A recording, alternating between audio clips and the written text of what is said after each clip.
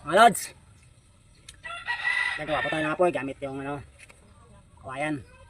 Pang sinauna ba? Pinaraan. Kapanahonan pa natin mga lolo. Subukan natin kung kaya ba natin. Hindi ano hirap. Ito po kawayan. Natasan natin dito. Kaya natin dyan bunot. Kan dito. Itong bunot po, lagyan natin. Bunot or ulat ng bao. Subukan natin.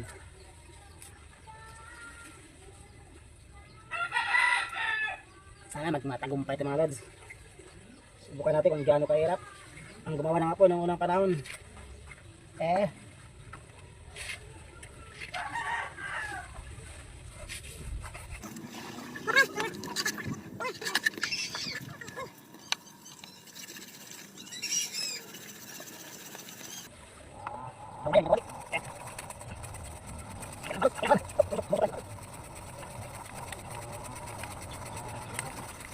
Ang umaapoy ng mga lods.